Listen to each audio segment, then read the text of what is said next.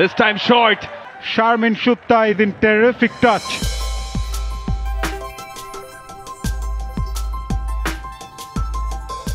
দর্শক আমন্ত্রণ জানাচ্ছি ঈদের বিশেষ আয়োজন খেলার তারা অনুষ্ঠানে।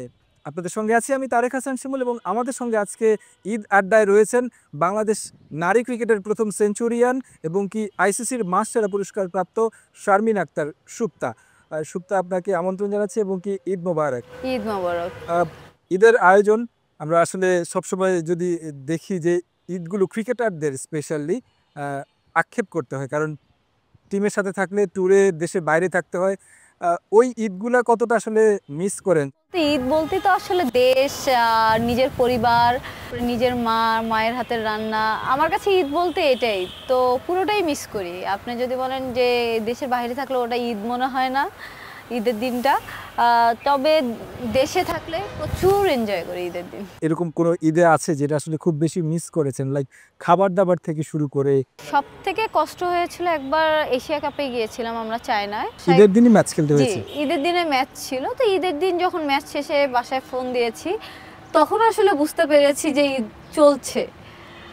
তখন খুব কষ্ট লাগছে একটা সময় গিয়ে, ঈদের দিন সেমাইটা পর্যন্ত খেতে পারিনি, বেশ মিস করেছি তখন ঈদটা। তখন মনে হয়েছে এই সময়টা বাসায় থাকলে খুব বেশি ভালো হতো। কয়টা ঈদ আসলে দেশের বাইরে করা হয়েছে? 3-4টার বেশি তো করা হয়েছে। ঢাকায়ও তো ঈদ করতে হয়, জি। এটা আসলে কিভাবে পার্থক্য করেন দেশের বাইরে, ঢাকায়, আবার গ্রামের বাড়িতে? যদি আপনি দেশের বাহিরে বলেন তাহলে বলবো যে আসলে আমার কাছে পুরোটাই কোনো ঈদই মনে হয় না।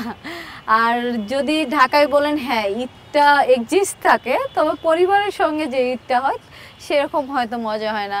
একটু যদি পার্থক্য করেন, এখন ঈদটা কিভাবে এনজয় করেন আর ছোটবেলার মধ্যে পার্থক্য কি দেখেন? ছোটবেলায় যদি বলেন যে ঈদটা আসলে তখন ঈদ মানে ফুল ঈদ ছিল, পুরো রমজান জুড়ে ঈদের কেনাকাটা, আর নিজেদের যে কে কোন জামা কিনলো লুকিয়ে রাখা, কে নানা বাড়ি থেকে কি পেলো, কে দাদা বাড়ি থেকে কি পেলো, আব্বু আম্মু কি দিল, সব মিলে ছোটবেলার ঈদটা বেশি শৌখিনতার ছিল।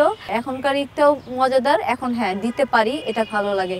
এখন যেমন ছোট ভাই বোনদেরকে দেই, এই জিনিসটা ডিফারেন্ট মজা আছে। আরেকটা বিষয় যেটা আসলে যে সালামি নিয়ে হয় বন্ধুদের মাঝে কিংবা কাজিনদের মাঝে, একটা প্রতিযোগিতা চলে কে কত পেলাম। হ্যাঁ, এটা তো ডেফিনেটলি, এটা আপনি যদি বলেন সালামি বিষয়টা এখনো আমাদের মধ্যে হয়, আমাদের টিমের মধ্যে হয়। আমরা যারা সিনিয়র আছি তাদের কাছে সালামি চাওয়া হয়, জুনিয়ররা চায়। ছোট যেহেতু ছিলাম শুধু পেয়েই যেতাম।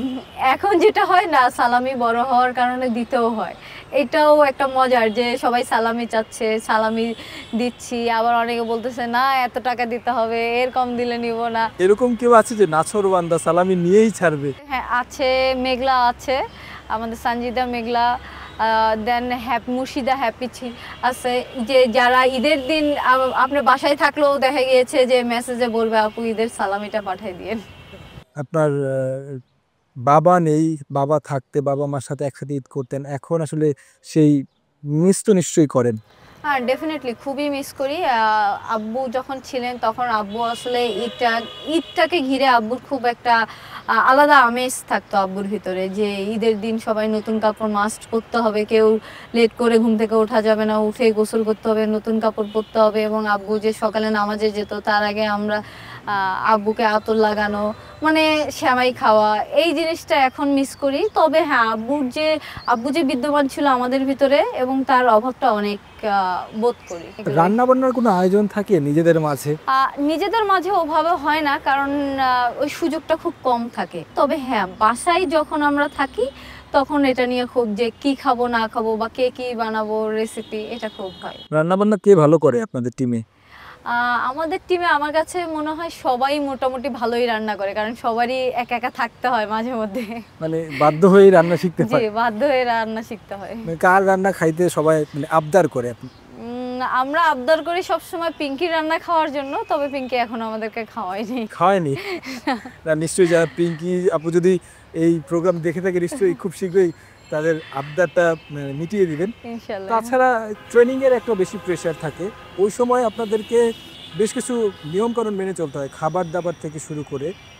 ঈদের সময় এটা বেশি ফিল করেন কিনা যে আপনি সেমাই খেতে পারতেছেন না বা একটু তেলযুক্ত খাবার খেতে পারছেন না, এই জিনিসটা একটু পীড়া দেয় কিনা? প্যারা না আসলে, অ্যাজ এ প্রফেশনাল প্লেয়ার এটা এখন হ্যাবিট হয়ে গিয়েছে। বরং এখন যদি তরকারিতে তেলটা বেশি হয় তখন আমাদের নিজেদেরই খাইতে প্রবলেম হয়, এমন না যে এটা প্যারা। অনেক দেশে ঘোরা হয়েছে, কোন দেশের খাবার বেশি ভালো লেগেছে? খাবারের জন্য যদি বলেন তাহলে বলবো পাকিস্তান। পাকিস্তান বেস্ট। খাবারের জন্য তাদের যে একটা আয়োজন করে যে তারা খায়, এটা তাদের মধ্যে পাওয়া গিয়েছে এবং তারা খেতে খুব পছন্দ করে। আপনার স্পেশালি কোন আইটেমটা বেশি ভালো লেগেছে পাকিস্তান? পাকিস্তানি আপনি যদি বলেন বিরিয়ানি খুব মজার ছিল। তারপরে তাদের আমি বিফ অ্যালার্জির কারণে খাই না, তো এছাড়া মাটন দিয়ে যে তাদের এতগুলো রেসিপি, বিভিন্ন ধরনের রেসিপি তারা বানিয়েছিল, তো তাদের রান্না সবগুলোই আমার কাছে মজা লেগেছিল। সিরিজ আছে পাকিস্তানের বিপক্ষে, সুযোগ আছে মনে হয় আরেকবার। হ্যাঁ, ইনশাল্লাহ যদি আল্লাহ বাবা সুস্থ রাখে, ইনশাল্লাহ সুযোগ হবে খাওয়ার জন্য।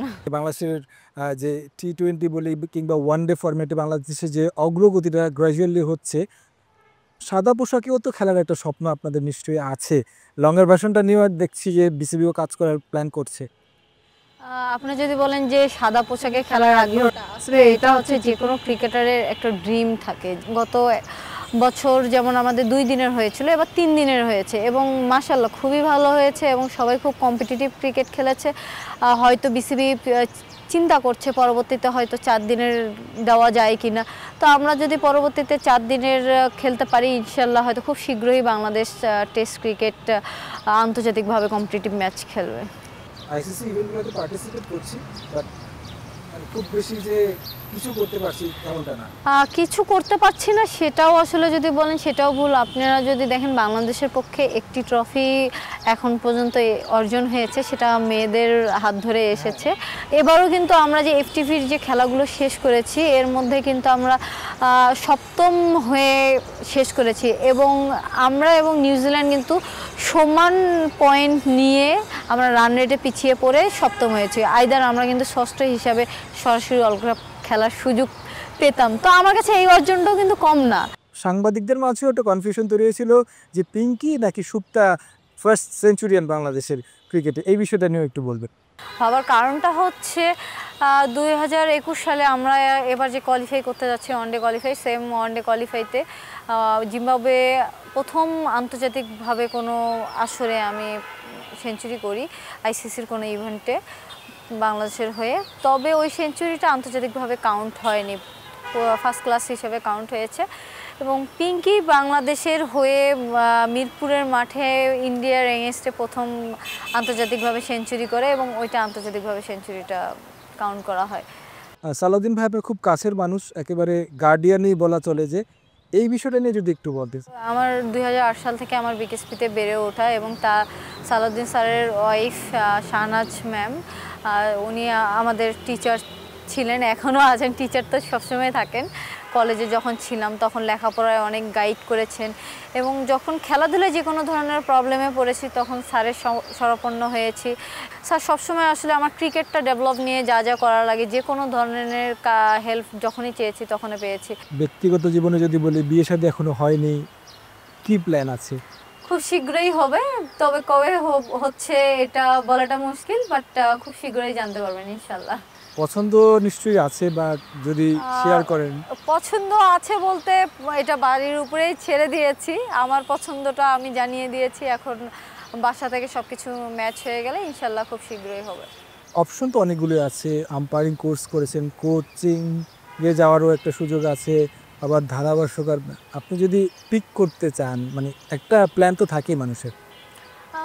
যদি এই 3টার মধ্যে একটা পিক করতে বলেন তাহলে কোচিংটা বলবো।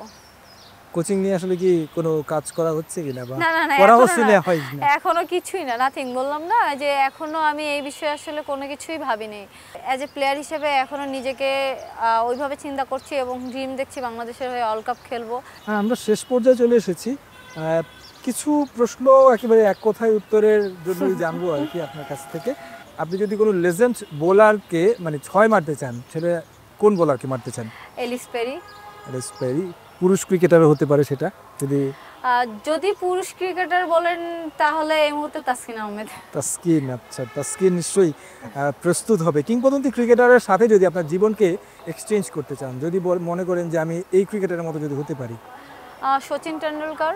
যদি কোনো ক্রিকেটারকে বলা হয় যে শাড়ি থ্রি পিস পরে ক্রিকেট খেলতে, কোন ক্রিকেটার আসলে এটা একেবারেই পারবে না আপনাদের টিমে বা ন্যাশনাল টিমে? আমার কাছে মনে হয় যে রাধে চুলো বাঁধে, তো আমার কাছে মনে হয় যে সবাই পারবে। জাতীয় দলে যদি এরকম রোল করা হয় নো ঈদ ফুড, মানে আপনি ঈদের কোনো খাবার খেতে পারবেন না, তাহলে কে চুরি করে খাবার এটা খাবেই? এটা পিঙ্কি। পিঙ্কি।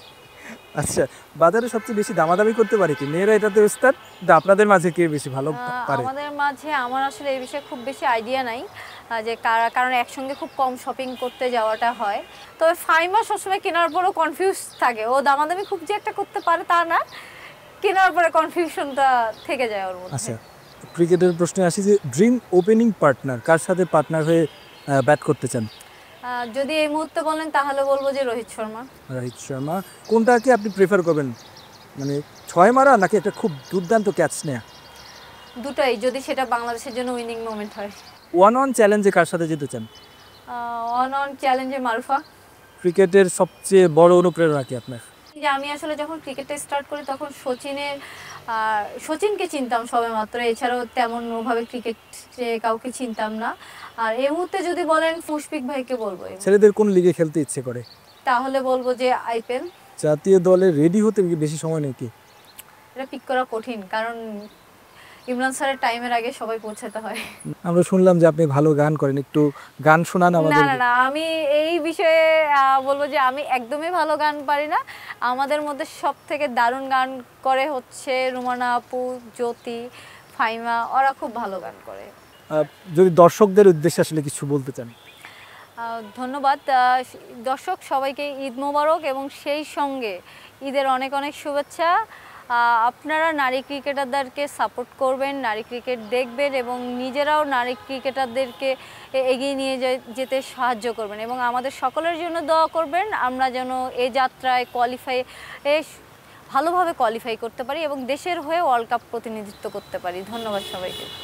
আপনাকে অসংখ্য ধন্যবাদ, আবারও ঈদ মোবারক। আপনাকেও ঈদ মোবারক। এই ছিল খেলার তারার এখনকার আয়োজন। সবাইকে ঈদের শুভেচ্ছা জানিয়ে বিদায় নিচ্ছি, সঙ্গে থাকুন সময়ের।